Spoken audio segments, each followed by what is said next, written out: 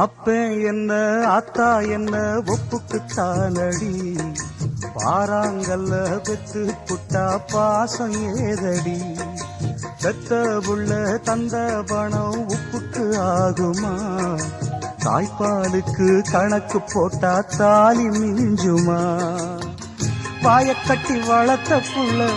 மல்லு கட்டி நிக்குதடி,